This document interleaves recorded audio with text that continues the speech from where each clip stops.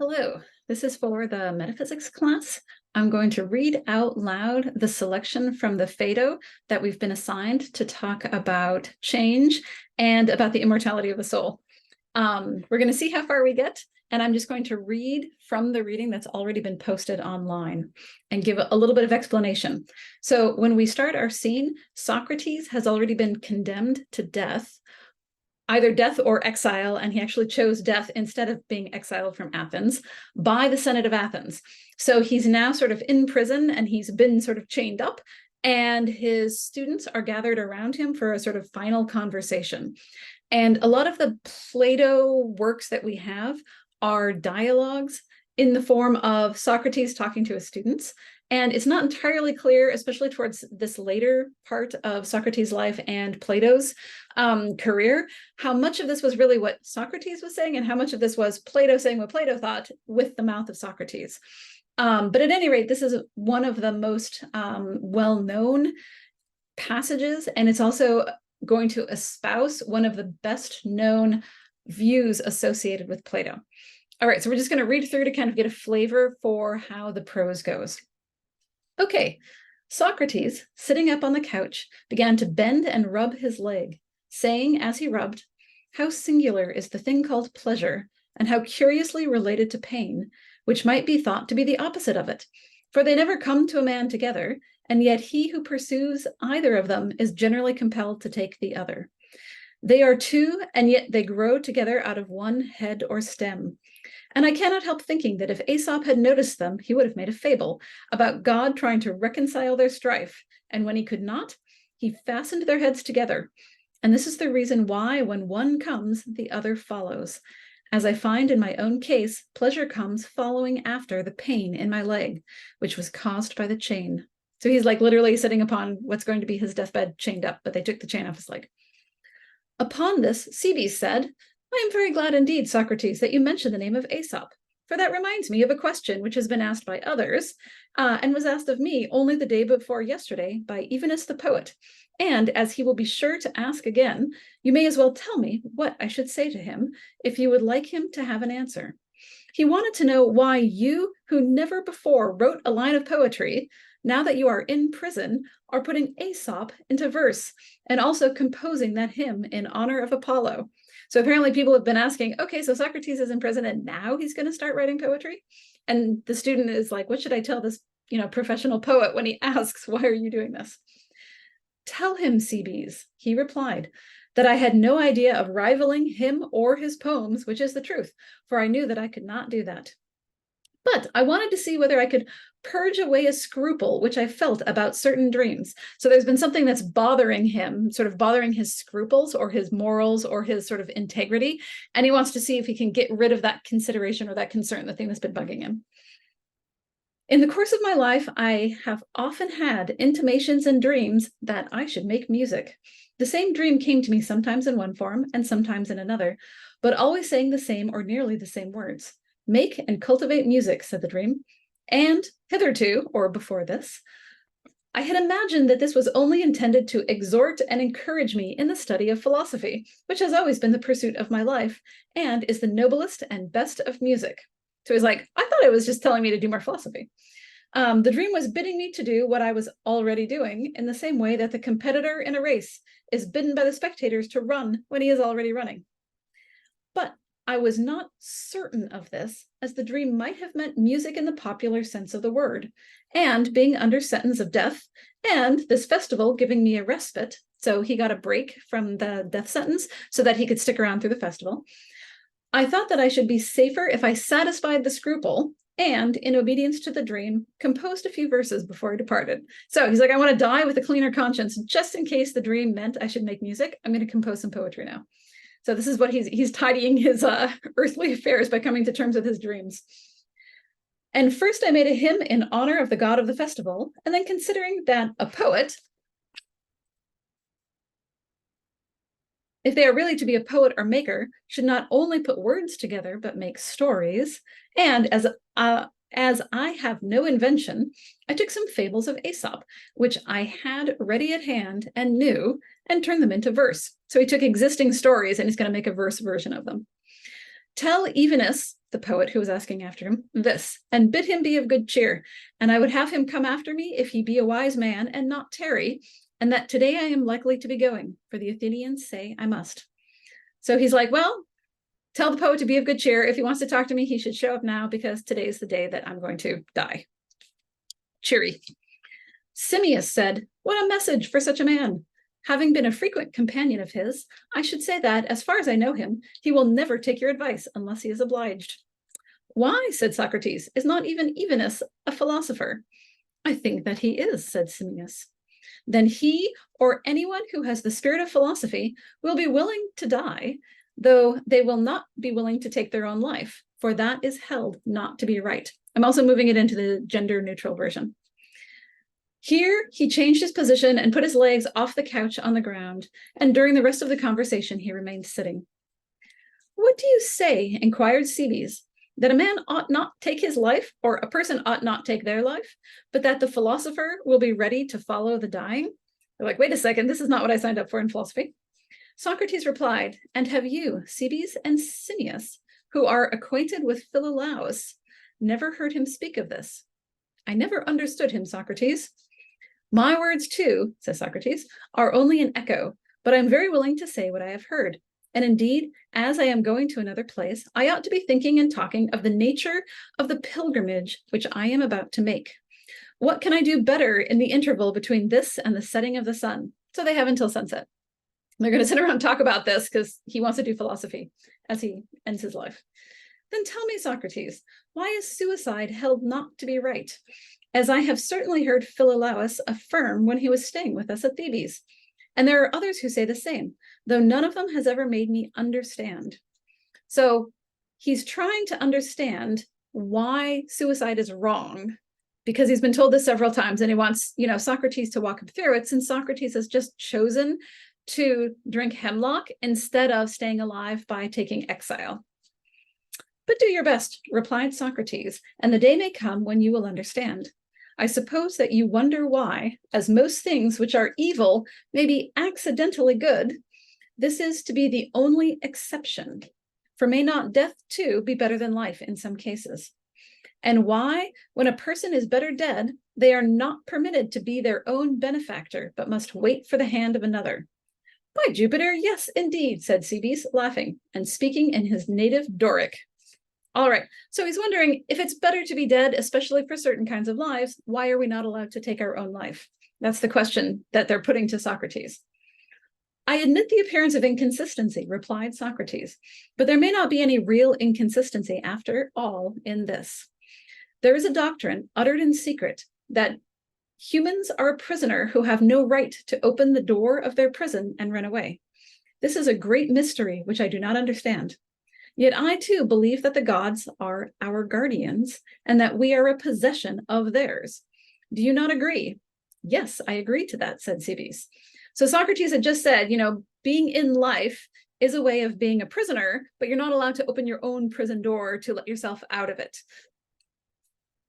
And if one of your own possessions, so you, the possession of the gods, an ox or an ass, for example, took the liberty of putting themselves out of the way, so committing suicide, when you had given no intimation of your wish that they should die, would you not be angry with them? And would you not punish them if you could? So he's like, well, what if your, donkey committed suicide, but you didn't want it to? Wouldn't you be angry at your donkey and punish your donkey if you could? Certainly, replied Cebes. Then there may be reason in saying that a person should wait and not take their own life until God summons them, as he is now summoning me. Yes, Socrates, said Cebes, there is surely reason in that. And yet how can you reconcile this seemingly true belief that God is our guardian and we his possessions with that willingness to die which we were attributing to the philosopher? That the wisest of men should be willing to leave this service in which they are ruled by the gods, who are the best of rulers, is not reasonable. So he's saying the philosopher who longs towards death, despite being ruled by the gods, who are the best of guardians, this is not a reasonable position. For surely no wise person thinks that when set at liberty, they can take better care of themselves than the gods take of them. A fool may think this. They may argue that they had better run away from the master, not considering that it is their duty to remain in the end and not to run away from the good, and there is no sense in running away. But the wise person will want to be ever with that one who is better than themselves. Now this, Socrates, is the reverse of what has just now, or of what was just now said. For upon this view, the wise man should sorrow and the fool rejoice at passing out of life. Who's like trying to make sense of why a philosopher would long for death more than other people. The earnestness of Cebes seemed to please Socrates.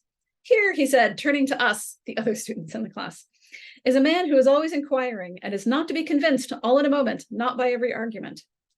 And in this case, added Simmias, his objection does appear to me to have some force. For what can be the meaning of a truly wise person wanting to fly away and lightly leave a master who's better than themselves? So if God is really, truly better than yourself and the owner, as it were, of you, wouldn't you rather stay in that kind of possession since you're stipulating that God is better than you? And I rather imagine that Cebes is referring to you. He thinks that you are too ready to leave us and too ready to leave the gods who, as you acknowledge, are our good rulers.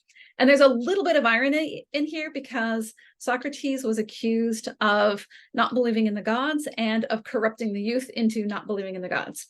So yeah, that's a little helpful background information. Yes, replied Socrates, there is reason in that. And this indictment you think that I ought to answer as if I were in court. Like, aren't you challenging me as if I were in court that I have to answer for my willingness to go to death? That is what we should like, said Simmias. So the students are like, nope, account for it. Then I must try to make a better impression upon you than I did when defending myself before the judges, who clearly found against him, which is why he's here.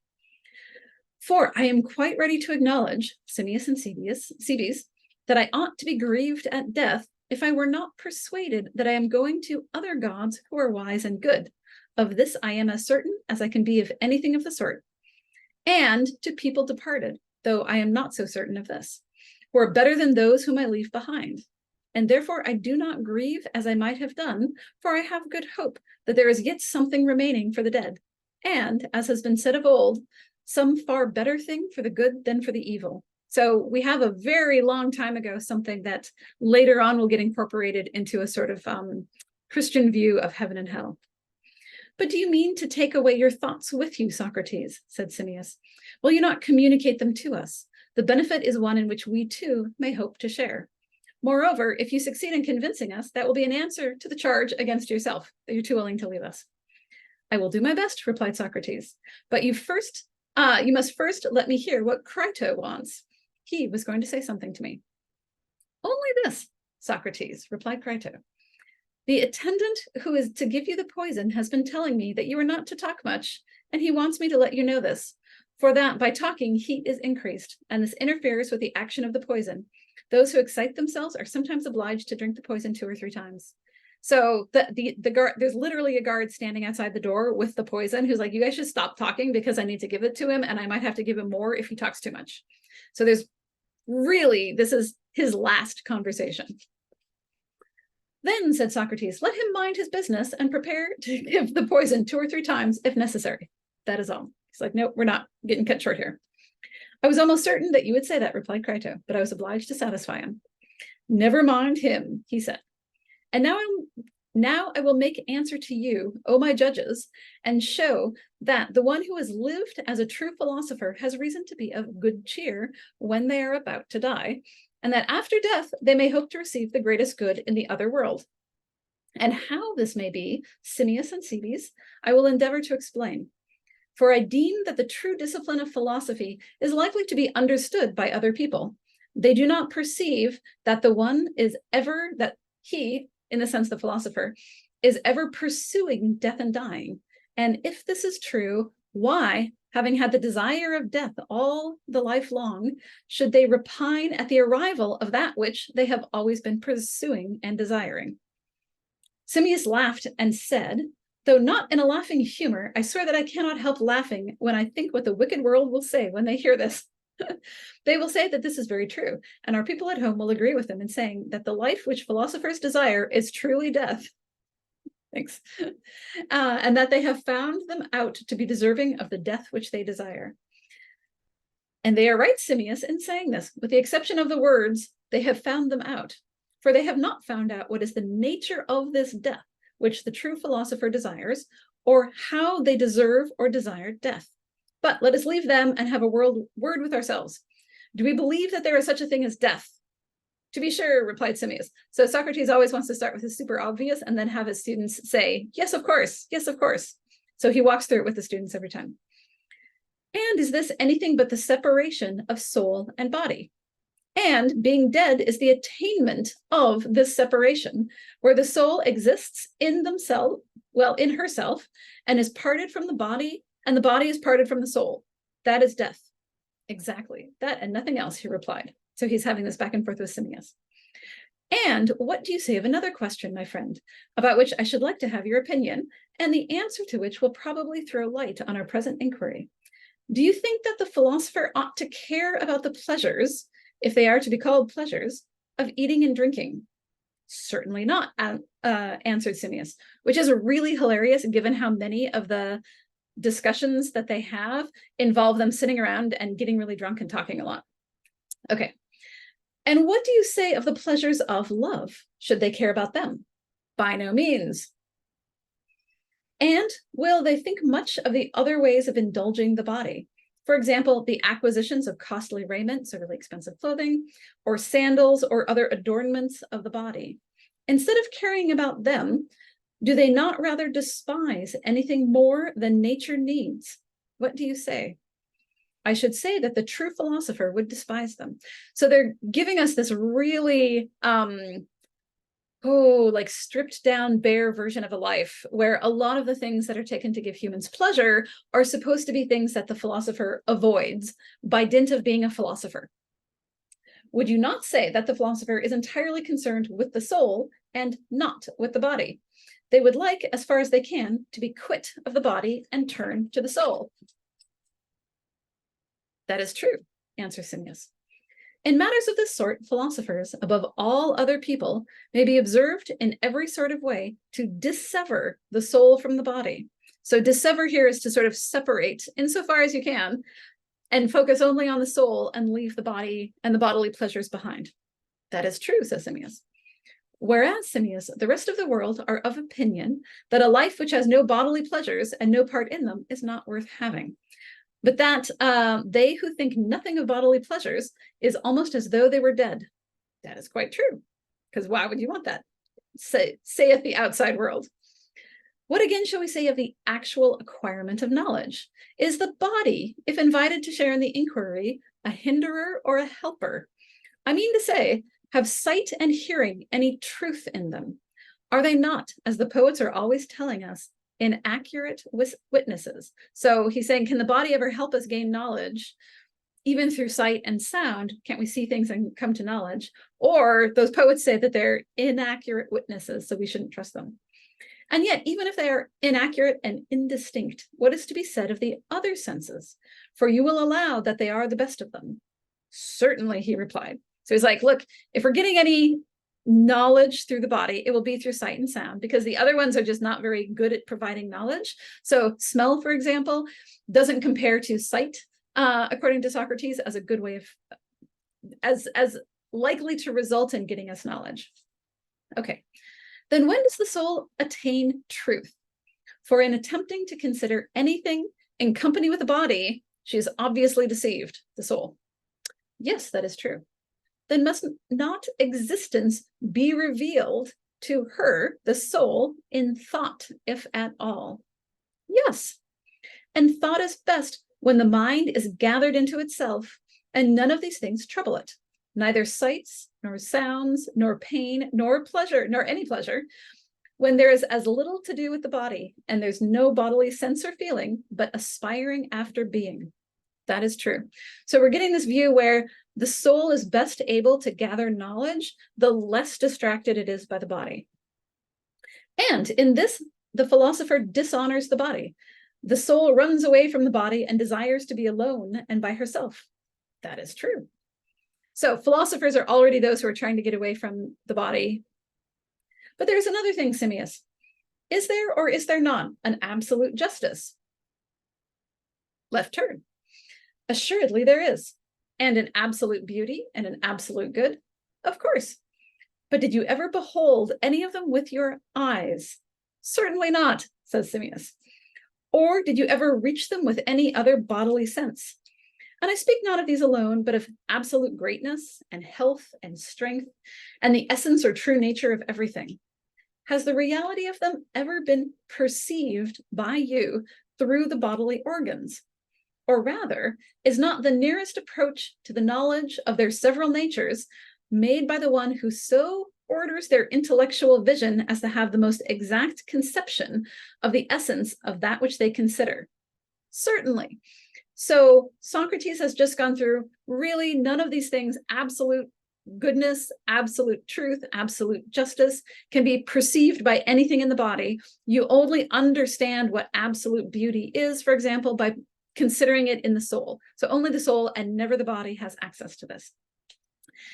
And the one who attains to the knowledge of these, so these absolutes, in their highest purity, who goes to each of them with the mind alone, not allowing, when in the act of thought, the intrusion or introduction of sight or any other sense in the company of reason, but with the very light of the mind in clearness, penetrates into the very fight of truth in each.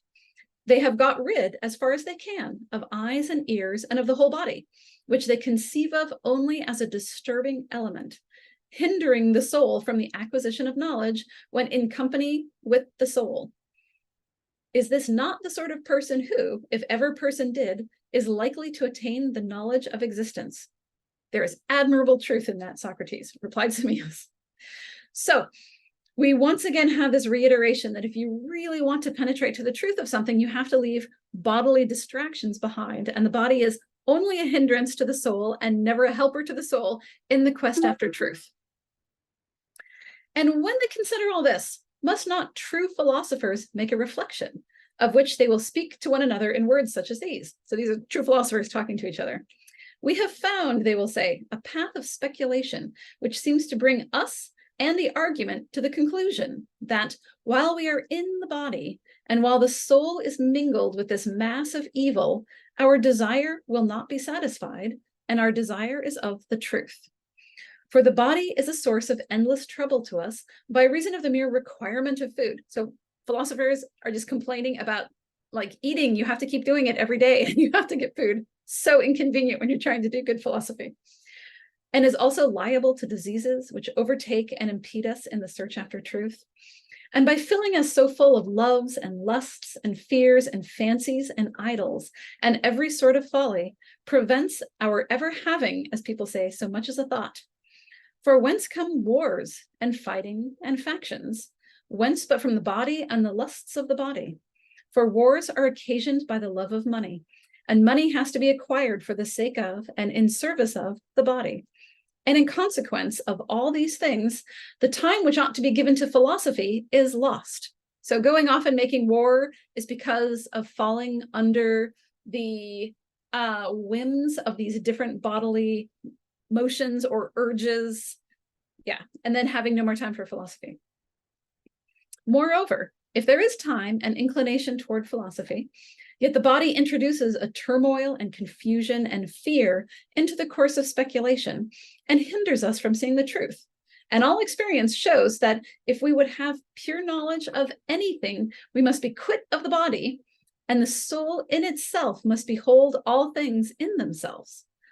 Then I suppose that we shall attain that which we desire, and that of which we say we are lovers, so lovers of wisdom and truth, and that which is wisdom, not while we live, but after death, as the argument shows.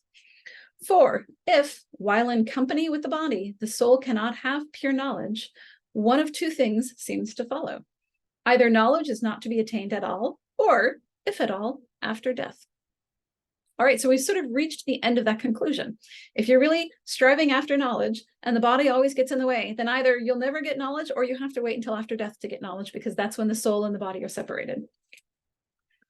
For then and not till then, the soul will be in itself alone and without the body.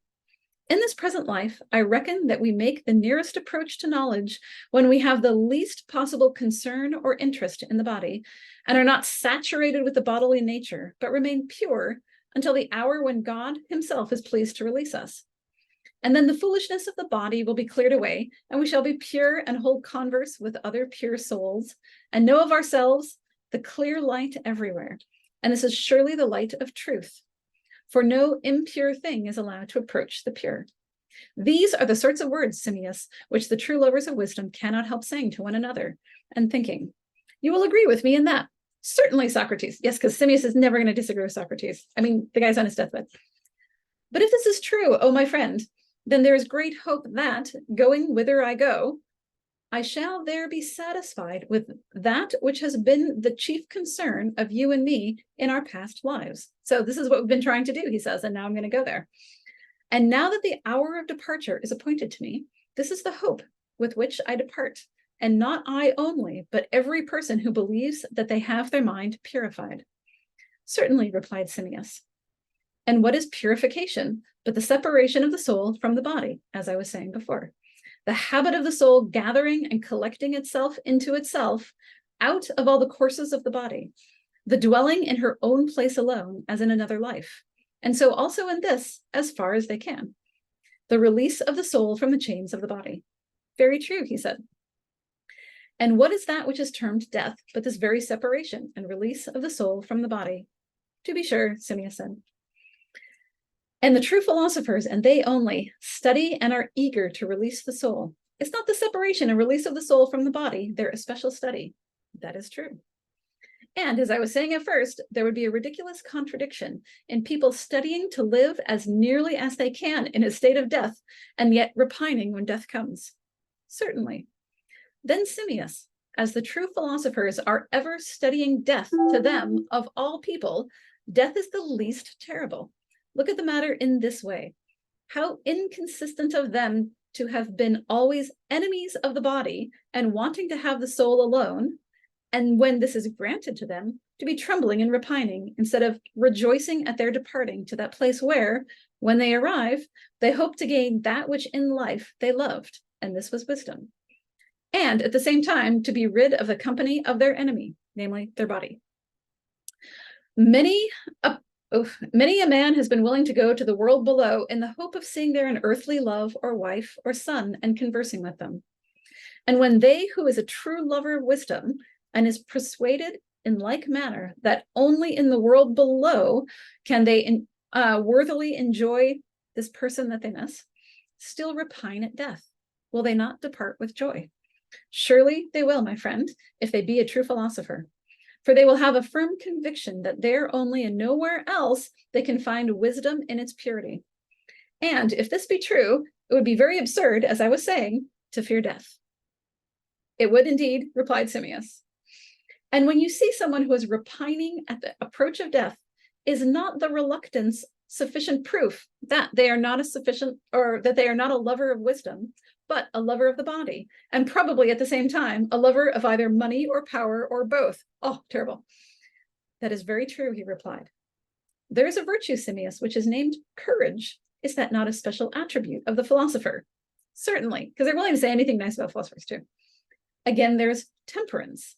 It's not the calm and control and disdain of the passions, which even the many call temperance, a quality belonging only to those who despise the body and live in philosophy. That is not to be denied. Many people have disagreed with these answers. Many people are like, no, in fact, that's not true. But Simmias is bringing us along. For the courage and temperance of other people, if you will consider them, are really a contradiction. How is that, Socrates? Well, he said, you're aware that death is regarded by people in general as a great evil.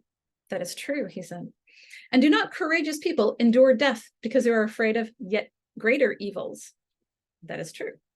Then all but the philosophers are courageous only from fear and because they are afraid.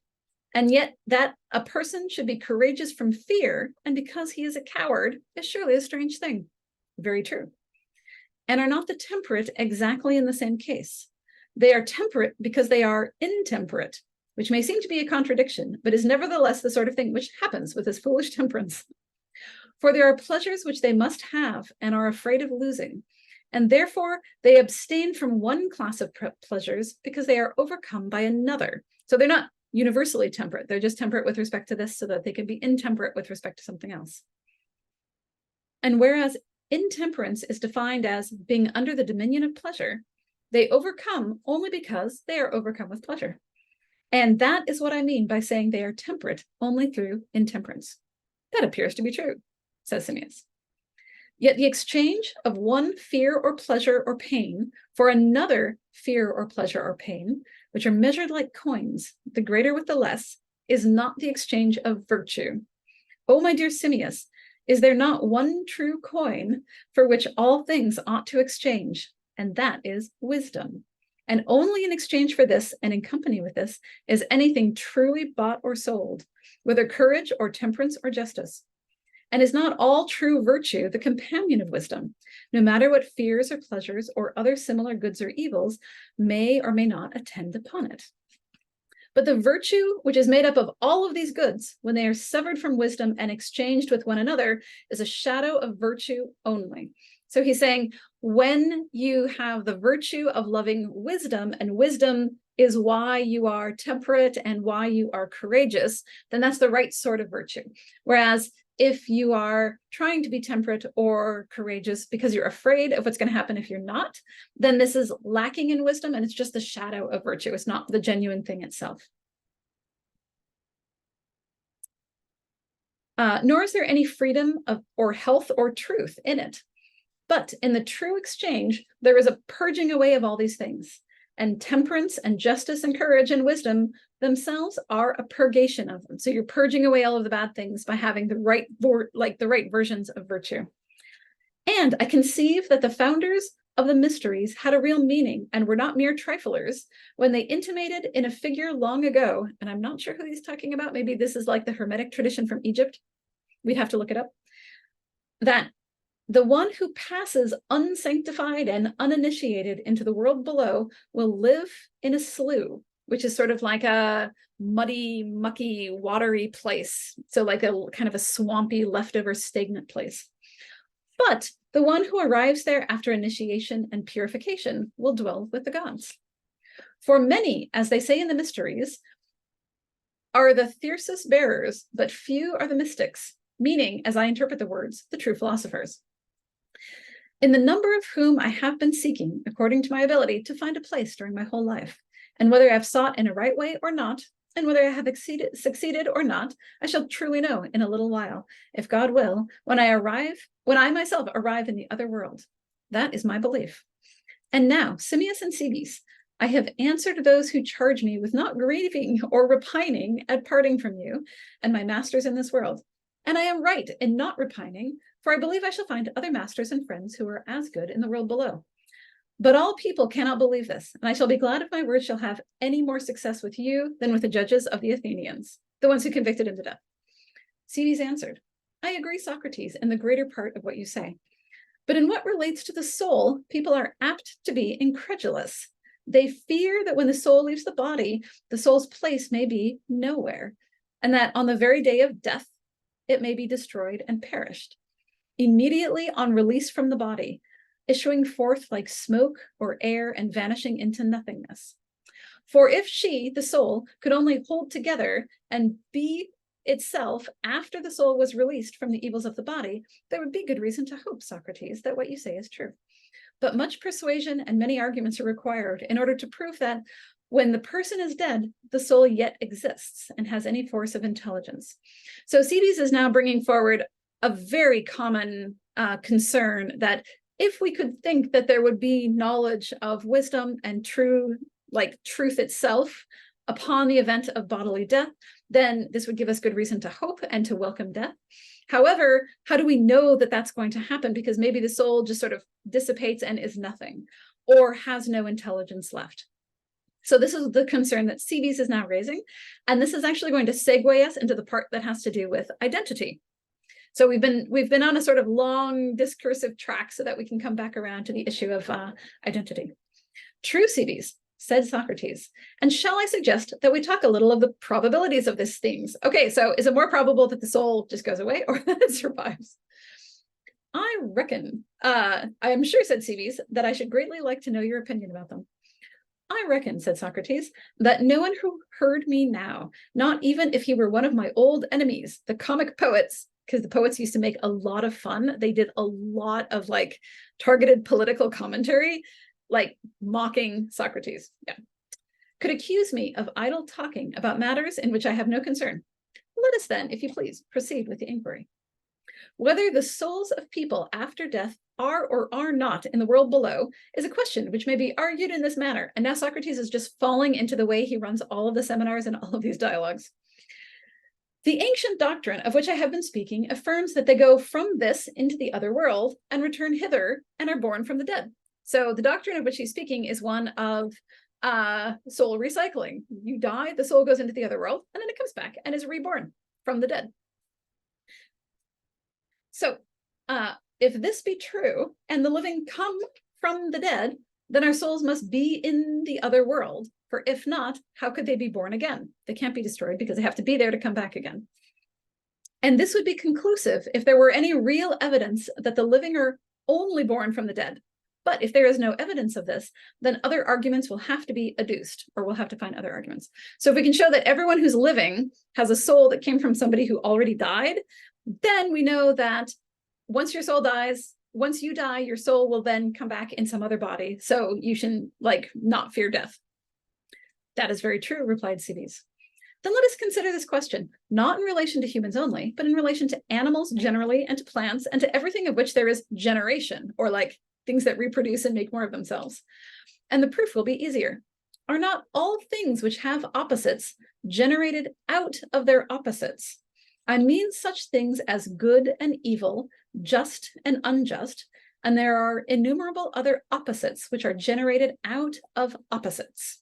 And if you'll recall at the very beginning of this, he was talking about the pleasure from rubbing his leg after they took off the chain was essentially generated out of the pain that his leg had been in before, and that you never have one pleasure or pain without it being followed by the other, pain or pleasure. And so he's now making this a more general thing where every time there are two opposites, you can't have just one of them. They generate each other in this sort of opposing tension in order to both exist. So we're starting to get into the metaphysics part that we want to talk about a bit more. And I want to show that this holds universally of all opposites. I mean to say, for example, that anything which becomes greater must become greater after being less. True. And that which becomes less must have been once greater and then become less. Yes. And now it's Cebes saying the yeses. And the weaker is generated from the stronger and the swifter from the slower. Very true.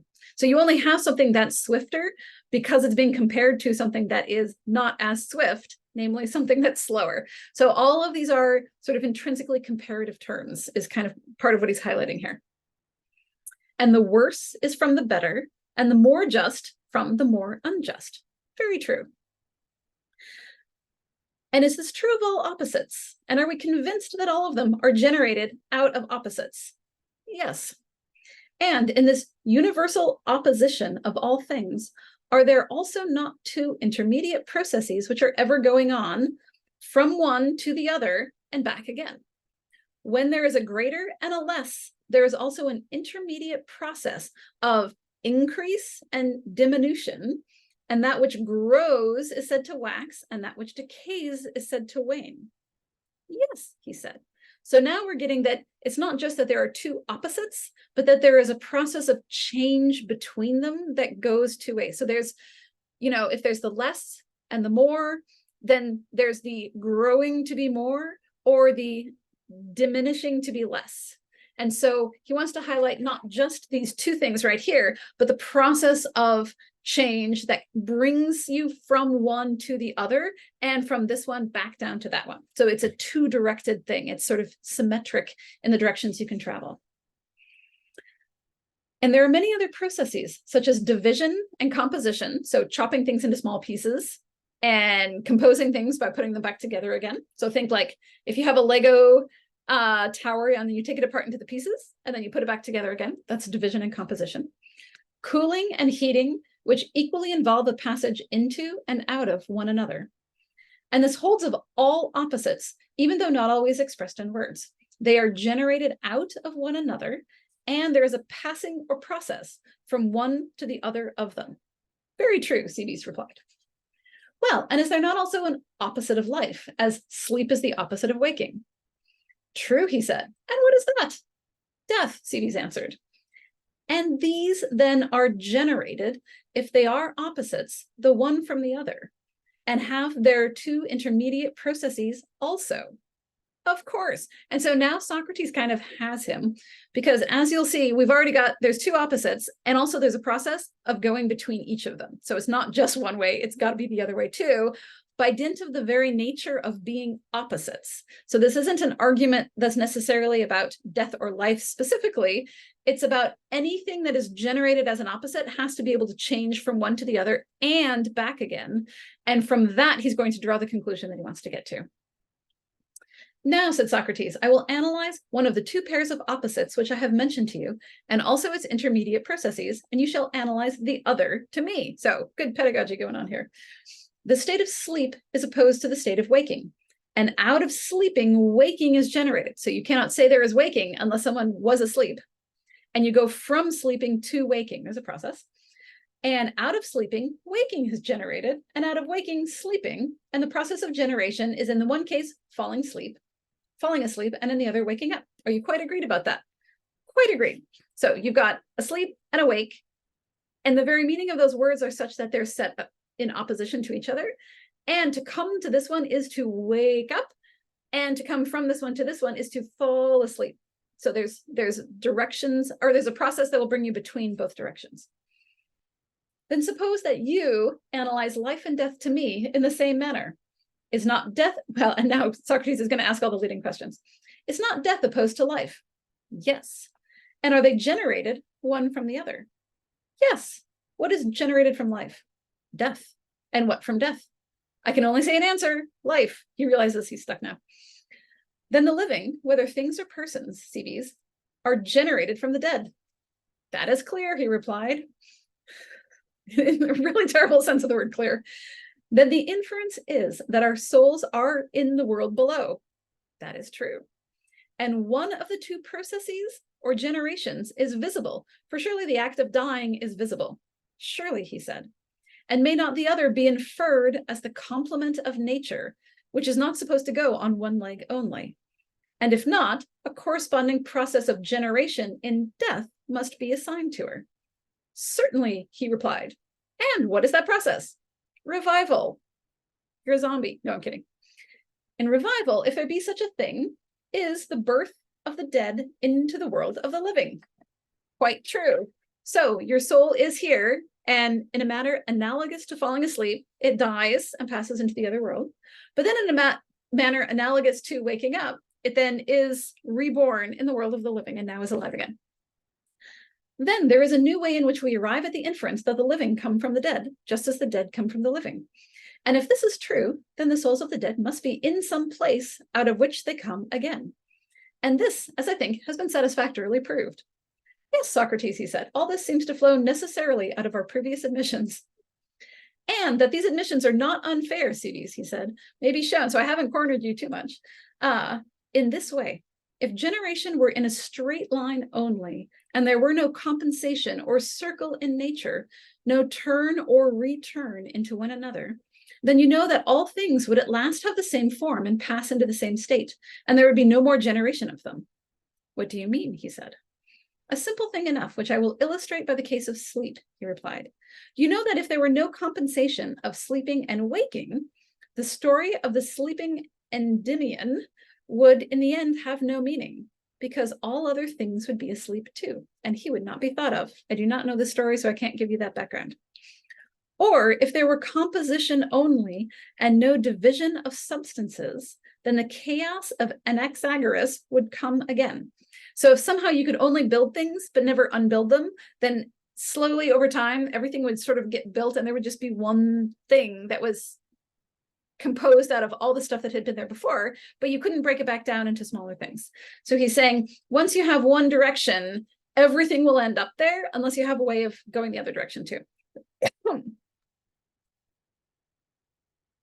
And in like manner, my dear Cebes, if all things which partook of life were to die, and after they were dead, remained in the form of death and did not come to life again, all would at last die, and nothing would be alive.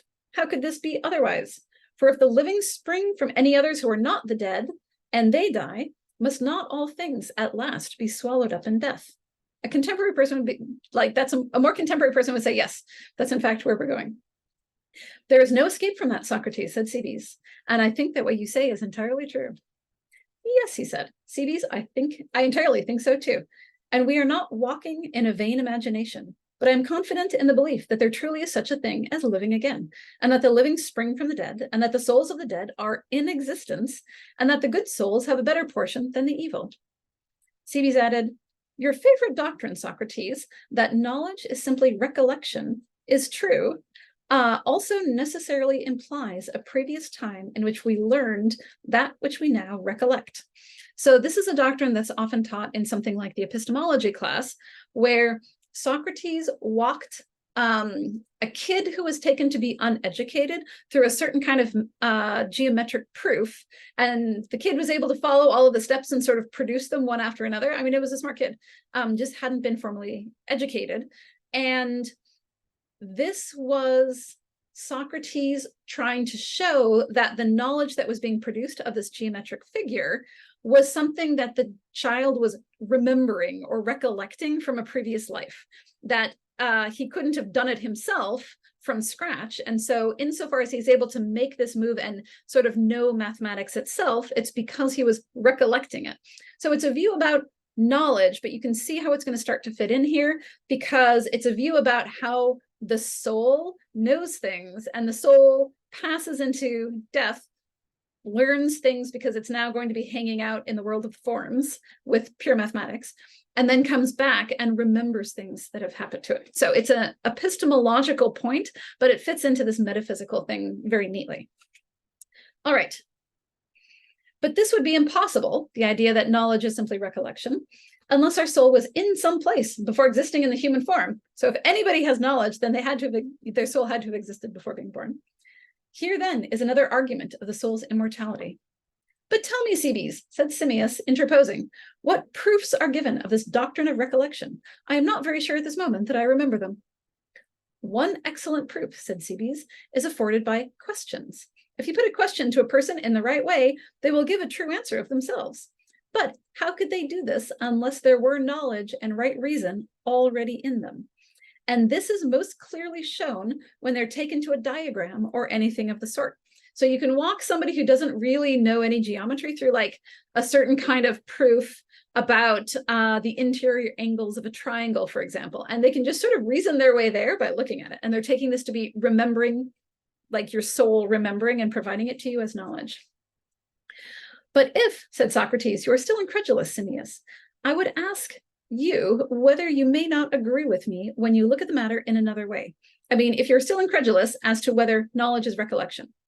Incredulous I am not, said Simmias, but I want to have this doctrine of recollection brought to my own recollection, and from what Cebes has said, I'm beginning to recollect and be convinced. But I should still like to hear more what you have to say. This is what I would say, he replied. We should agree, if I'm not mistaken, that what a person recollects, they must have known at some previous time. Very true. And what is the nature of this recollection? And in asking this, I mean to ask whether, when a person has already seen or heard or in any way perceived anything, and he knows not only that, but something else of which he has not the same, but another knowledge, we may not fairly say that he recollects that which comes into his mind. So he's essentially doing a description of, you have one thing that you may have seen, and then you recollect a new thing that is not something you've directly seen, but that we might in a more contemporary and anachronistic way call like an inference that you made from the thing that you had seen. So anything that you're inferring, he's taking to be a kind of recollection. Are we agreed about that? What do you mean? I mean what I may illustrate by the following instance. The knowledge of a lyre is not the same as the knowledge of a person. A lyre is a special kind of musical instrument. True, and yet what is the feeling of lovers when they recognize a lyre or a garment or anything else which the beloved has been in the habit of using? Do not they, from knowing the lyre, form in the mind's eye an image of the youth to whom the lyre belongs. And this is recollection. So he's saying when an object reminds you of the person that you've seen it with in the past, then it brings them to mind, and that's a recollection. And in the same way, anyone who sees Simmias may remember Cebes, and there are endless other things of the same nature. Yes, indeed, they are endless, replied Simmias. And this sort of thing, he said, is recollection, and is most commonly a process of recovering that which has been forgotten through time and inattention. Very true, he said. Well, and may you not also, from seeing the picture of the horse or the lyre, remember a person? And from a picture of Simmias, you may be led to remember Cebes. So you don't even have to see Simmias himself, you can just see a picture. True. Or you may also be led to the recollection of Simmias himself. True, he said. And in all of these cases, the recollection may be derived from things either like or unlike. So you can be reminded of Simmias by seeing something that's very unlike Simmias. Maybe Simmias has like a personal enemy or something, and that calls Simmias to mind, or something that's very like Simmias, namely his best friend. And when the recollection is derived from like things, then there is sure to be another question, which is whether the likeness of that which is recollected is in any way defective or not. So are you accurately remembering? Is the likeness that you're recalling defective? Very true, he said. And shall we proceed a step farther and affirm that there is such a thing as equality, not of wood with wood or of stone with stone, but that over and above this, there's equality in the abstract. Shall we affirm this? So he's saying, look, we can say that this is wood and this is wood, and so they are in that sense equal because they're both wood, and this is stone and that's stone, and so they're both equal in the sense that they're both stone. And these two are not equal because this one's stone and this one's wood. He's like, well, okay, as long as we have that, isn't there some just purely abstract notion of equality such that we're using it to say these are equal and that these are not equal? All right. Affirm yes and swear to it, replied Simmias with all the confidence in life. And do we know the nature of this abstract essence of equality? To be sure, he said. And whence did we obtain this knowledge? How do we know what equality is when we say that two things are equal? How did we come to know what equal is? Did we not see equalities of material things, such as pieces of wood and stones, and gather from them the idea of an equality which is different from those equalities? You will admit that. Or look at the matter again in this way. Do not the same pieces of wood or stone appear at one time equal and at another time unequal? That is certain. But are real equals ever unequal? So you can still, if you're looking at equals of wood, tell that they're different from each other and now they're no longer equal. Or is the idea of equality ever inequality? That surely was never yet known, Socrates. Then these so-called equals are not the same with the idea of equality. I should say clearly not, Socrates. And yet from these equals, though differing from the idea of equality, you conceived and attained that idea. Very true, he said, which might be like or might be unlike them. Yes, but that makes no difference, says Socrates. Whether from seeing one thing you conceive another, whether like or unlike, there must have surely been some act of recollection. Very true. So the fact that you can generalize to this idea of equality as a general abstract category of which these are specific concrete instances, he says, would only work if you associated that with this in the way in which you associate the person who used to carry around the lyre with the lyre itself. But what would you say of equal portions of wood and stone or other materials equal? And what is the impression produced by them? Are they equals in the same sense as absolute equality, or do they fall short of this in a measure? Yes, he said, in very great measure too. And must we not allow that when I or anyone look at any object and perceive that the object aims at being some other thing, but falls short of and cannot attain to it, the one who makes this observation must have had previous knowledge of that to which, as they say, the other, although similar, was inferior. So this is actually an incredibly crucial move. We've been doing a lot of buildup, but what he's doing right there is something like this. Every time you're doing geometry, for example, there's going to be a triangle, but every actual physical triangle that you draw is going to be imperfect. It's not going to actually, even if you try to draw two that are very much like each other, they're still going to differ in some way. They're never going to be genuinely equal, he says. But we can still say that we understand what if I draw a terrible triangle with like, imagine me putting it up on the board and it's a little bit wobbly and it's not quite, meeting at the top the way it's supposed to, then we can say that we still understand the triangle that this triangle is aiming at. So this triangle is trying to be a certain kind of triangle and failing. And so we must have some knowledge of the thing that it's trying to be in order to see that this is aiming at and failing to be that. Otherwise, we just see this very imperfect triangle and not understand the geometric proof. All right. And has this not been the case in the matter of equals and absolute equality? So he's saying this happens all over. Precisely. Then we must have known absolute equality previously to the time when we first saw material equals and reflected that all these apparent equals aim at this absolute equality, but fall short of it. So you can try and make equal piles of apples or equal piles of oranges or equal piles of anything. And you can see that what they're aiming at in terms of having equally sized units, but that they're still failing. But he says you must already know what equality is to see that they're trying to aim at it. Okay. And we recognize also that this absolute equality has only been known and can only be known through the medium of sight or touch or some other sense. And this I would affirm of all such conceptions. Yes, Socrates, as far as the argument is concerned, one of them is the same as the other. So you've never come to some idea of absolute equality by directly perceiving it, but you've perceived all these other things that aimed at it instead, from which you've gotten the idea of absolute equality. Okay. And from the senses then is derived the knowledge that all sensible things aim at an idea of equality of which they fall short. Is that not true? So we're now getting into the heart of the Neoplatonic view. Well, in this case, the Platonic view that gets changed in different ways as we go forward, that everything physical is imperfect in the form that it takes. So everything is aiming at some perfect version and failing because material is just the wrong sort of stuff out of which it can be built. All right. Then before we begin to see or hear or perceive in any way, we must have had a knowledge of absolute equality, or we could not have referred to that, the equals, which are derived from the senses. For to that they all aspire, and of that they all fall short. So we have to already know the thing that they're aiming at and failing to get, because otherwise we wouldn't see what they were aiming at.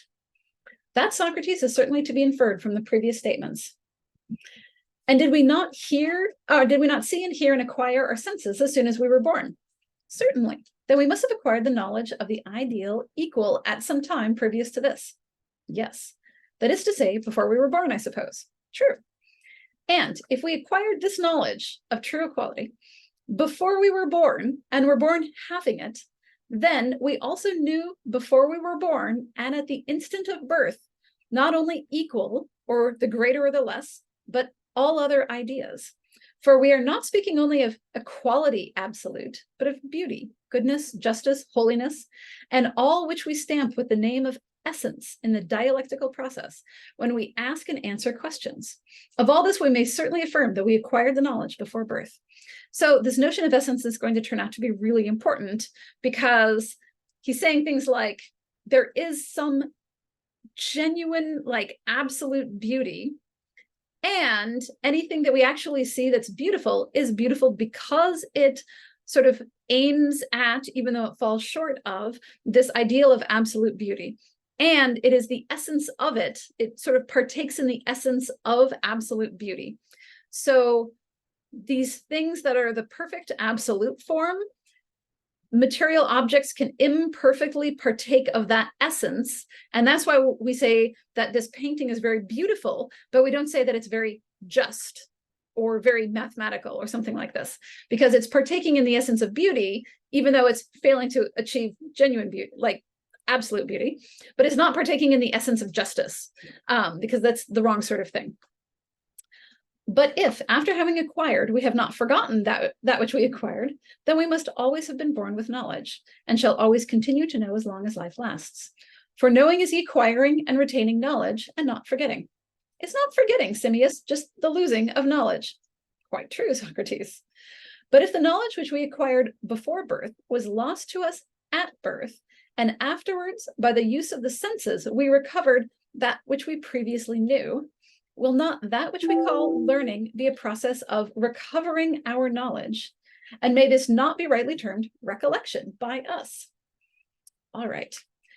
For this is clear, that when we perceived something, either by the help of sight or hearing or some other sense, there was no difficulty in receiving from this a conception of some other thing, like or unlike, which had been forgotten and which was associated with this. So we can, from injustice, form this idea of justice that must have been the one that we already had. And therefore, as I was saying, one of two alternatives follows. Either we had this knowledge at birth and continued to know through life, or after birth, those who are said to learn only remember, and learning is recollection only. Yes, that is quite true, Socrates. And which alternative, Simmias, did you prefer? Had we the knowledge at our birth, or did we remember afterward the things which we knew previously to our birth? I cannot decide at the moment. He's like, I don't want to get in trouble for saying the wrong thing. At any rate, you can decide whether the one who has knowledge ought or ought not to be able to give a reason for what they know. Certainly they ought. So if you genuinely know something, you should be able to give a reason for why it's true or how you know it. But do you think that every person is able to give a reason about these very matters of which we are speaking? I wish that they could, Socrates, but I greatly fear that tomorrow at this time, there will be no one able to give a reason worth having. Oh, which is kind of a sad moment to remind us where we are. Then you are not of the opinion, and he just glosses straight over it.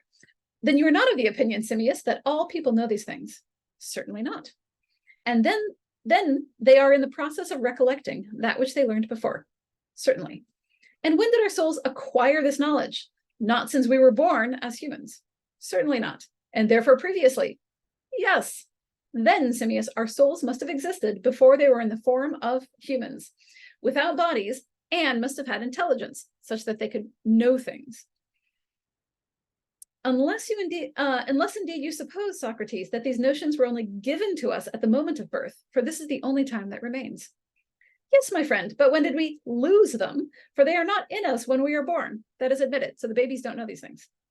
Did we lose them at the moment of receiving them or at some other time?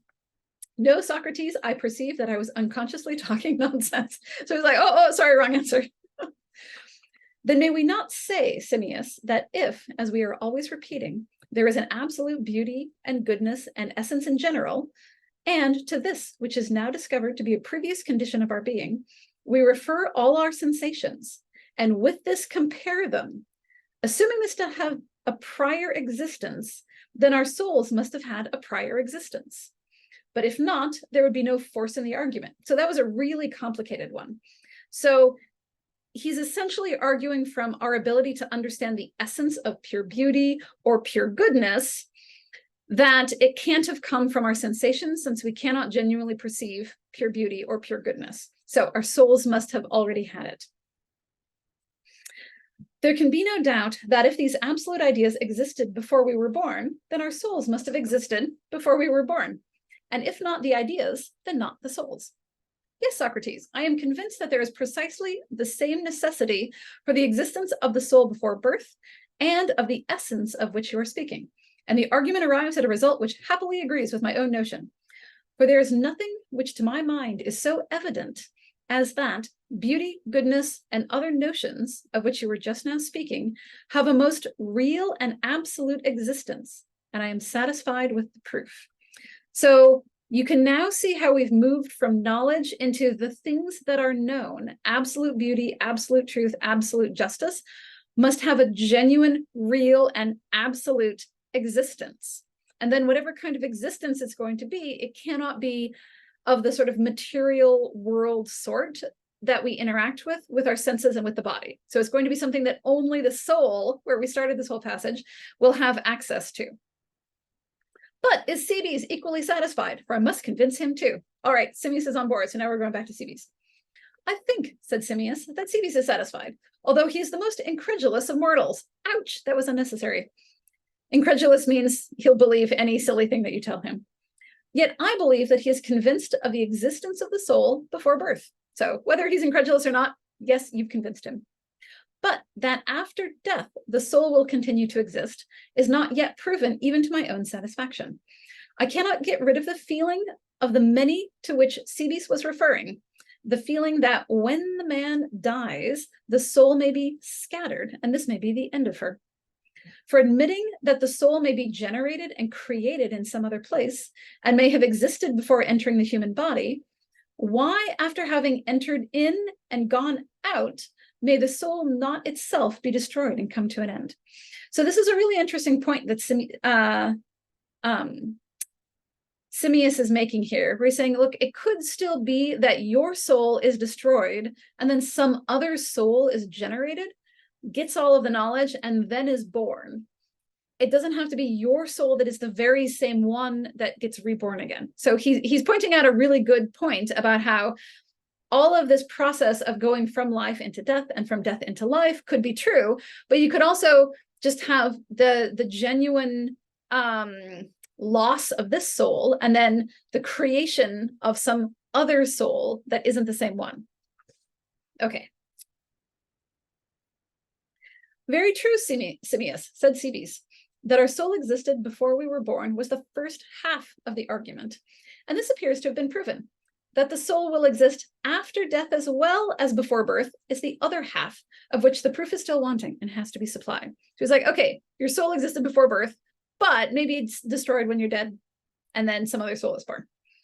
But that proof, Simmias and Cebes, has already been given, said Socrates. I mean this and the former one, in which we admitted that everything living is born of the dead.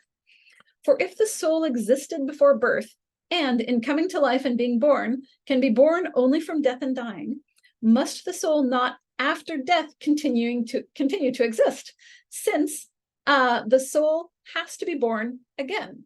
Surely the proof which you desire has already been furnished. So I think he's saying that the same thing has to come from death into life and then pass back into death, and therefore not just disintegrate. It has to sort of pass as itself into death. Still, I suspect that you and Simmias would be glad to probe the argument further. Like children, you are haunted with a fear that when the soul leaves the body, the wind may really blow it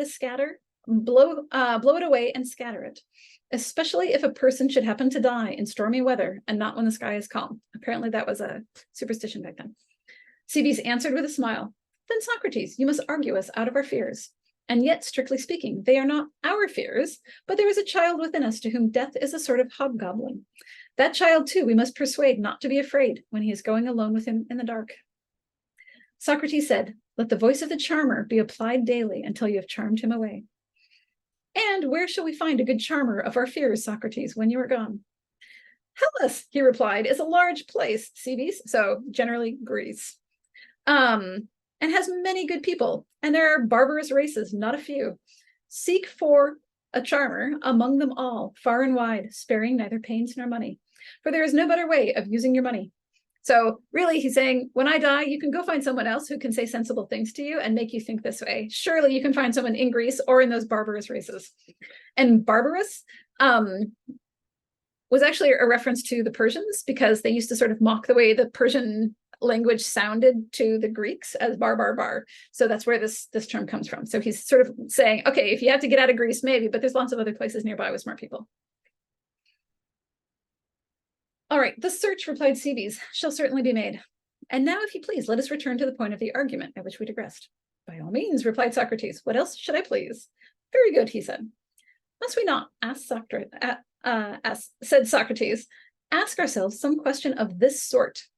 What is that which, as we imagine, is liable to be scattered away, and about which we fear? So if you fear that your soul will be scattered away, what is it that we're fearing about? What's the target of that fear?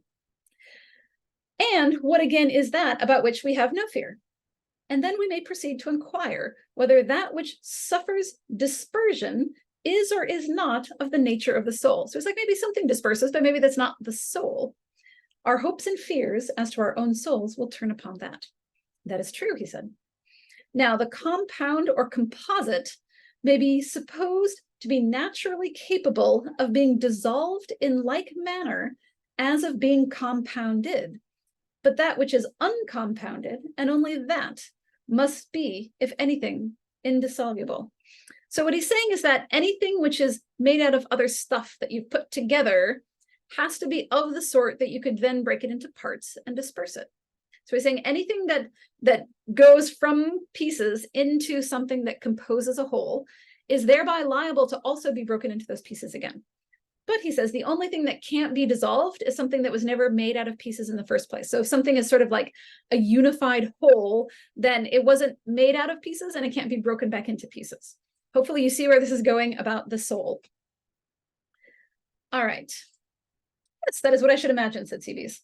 And the uncompounded may be assumed to be the same and unchanging, where the compound is always changing and never the same. That seems a little I'm a little skeptical of that. That I also think, said Cebes.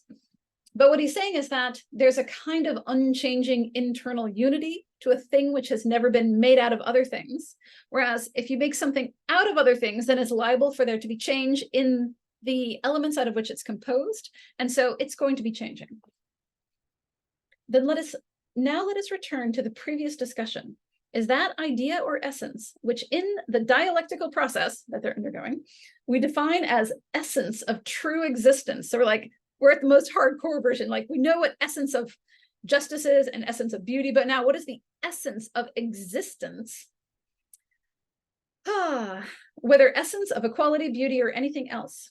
Are these essences, I say, liable at any time to some degree of change? Can the essence of existence change? Can the essence of beauty change? Things that are beautiful, like a painting, can change because somebody throws, tomato soup on it or something. But can the essence of beauty change?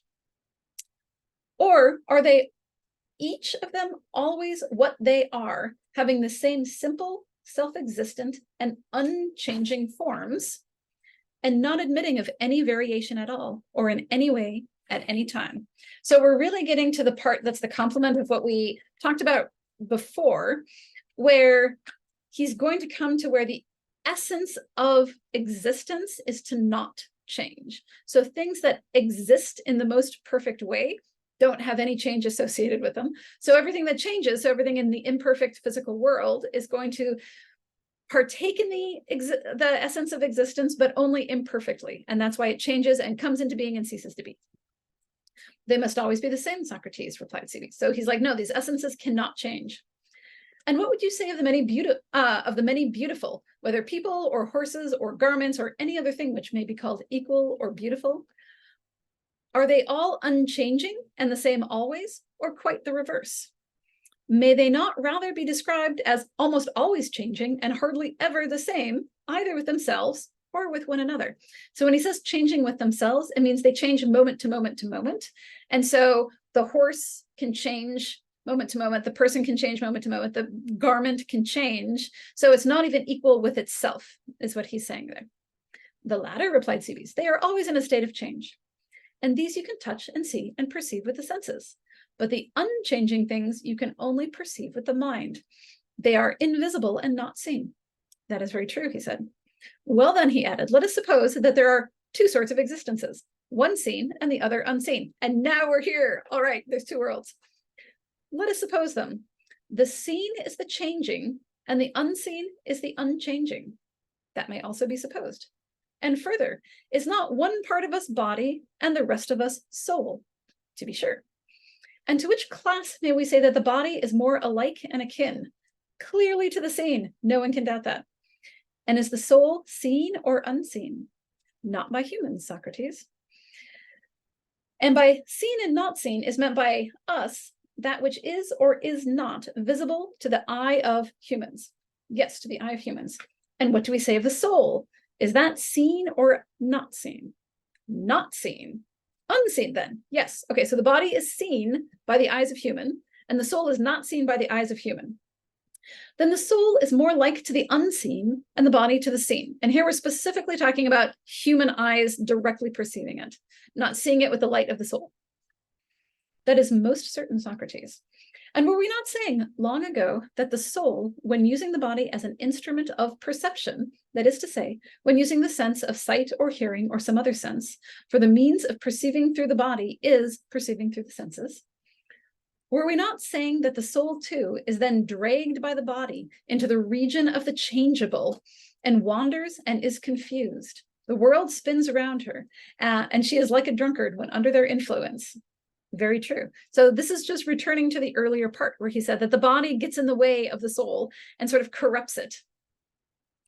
But when returning into itself, the soul reflects and then passes into the realm of purity and eternity and immortality and unchangeableness, which are the soul's kindred, and with them the soul ever lives when she is not by herself and is not let or hindered. So the soul's natural place is to be unchanging and unhindered and with the pure, and not in the physical world, which hinders her or it. Then the soul ceases from the erring ways, and being in communion, so sort of vibing with the unchanging, is the soul itself now unchanging. And the state of the soul is called wisdom. So you can see how we're circling all the way back to the discussion that we started with about philosophers longing to be free of the body so that the soul can attain true wisdom. That is well and truly said, Socrates, he replied. And to which class is the soul more nearly alike and akin, as far as may be inferred from this argument, as well as from the preceding one? I think, Socrates, that, in the opinion of everyone who follows the argument, the soul will be infinitely more like the unchangeable. Even the most stupid person will not deny that. And the body is more like the changing? Yes. Yet once more consider the matter in this light. When the soul and the body are united, then nature orders the soul to rule and govern, and the body to obey and serve. Now, which of these two functions is akin to the divine, and which to the mortal? Does not the divine appear to you to be that which naturally orders and rules, and the mortal that which is subject and servant? So if the soul's in charge of the body, doesn't that make the soul the immortal in this analogy, and the body the mortal? True. And which does the soul resemble? The soul resembles the divine, and the body the mortal. There can be no doubt of that, Socrates. Then reflect, Cebes. Is not the conclusion of the whole matter this, that the soul is in the very likeness of the divine, and immortal, and intelligible, and uniform, and indissoluble, and unchangeable? It's important to note how he's putting all of those features together as things that are all going to be shared. Like those are all sort of part of this unchangeable, true, real existent world. And the body is in the very likeness of the human and the mortal and the unintelligible, so can't be understood, and multiform and dissoluble and changeable. Can this, my dear Cebes, be denied? No, indeed. But if this is true, then is not the body liable to speedy dissolution? And is not the soul almost or altogether indissoluble? So the soul can't be dissolved because it's with the things that weren't ever composed out of anything else. Certainly. And do you further observe that after a person is dead, the body, which is the visible part of a person and has a visible framework, which is called a corpse, and which would naturally be dissolved and decomposed and dissipated, is not dissolved or decomposed at once, but may remain for a good while if the constitution be sound at the time of death and the season of year favorable. So corpses, they don't just go away immediately. For the body, when shrunk and embalmed, as is the custom in Egypt, may remain almost entire through infinite ages. And even in decay, still there are some portions, such as the bones and ligaments, which are practically indestructible. You allow that? Yes, we're getting even more morbid on this guy's deathbed. And are we to suppose that the soul, which is invisible, in passing to the true Hades, which, like the soul, is invisible and pure and noble, and on the soul's way to the good and wise God, whether, if God will, my soul is also soon to go. So he's like, hopefully this is where I'm going soon. That the soul, I repeat, if this be its nature and origin, is blown away and perishes immediately on quitting the body, as the many say. That can never be, dear Simmias and Cebes. The truth rather is that the soul, which is pure at departing, draws after her no bodily taint. So is now completely free of the body and doesn't bring any of that, like the taint of corpsehood with the soul, having never voluntarily had connection with the body, which the soul is ever avoiding, herself gathered into herself. For such abstraction has been the study of the soul's life. This is a philosopher's soul. And what does this mean but that the soul has been a true disciple of philosophy and has practiced how to die easily? And is not philosophy the practice of death? So we're coming all the way back around. Certainly. That soul, I say, herself invisible, departs to the invisible world, to the divine and immortal and rational, arriving thusly Oh, no, thither arriving, lives in bliss and is released from the error and folly of humans, their fears and wild passions, and all other human ills, and forever dwells, as they say, of the initiated in company with the gods. Is this not true, Cebes? Yes, said Cebes, beyond a doubt. And then we have the ... which indicates that there was a portion that was taken out. And we're going to call that good for this video, and then I will come back and complete the rest of it after.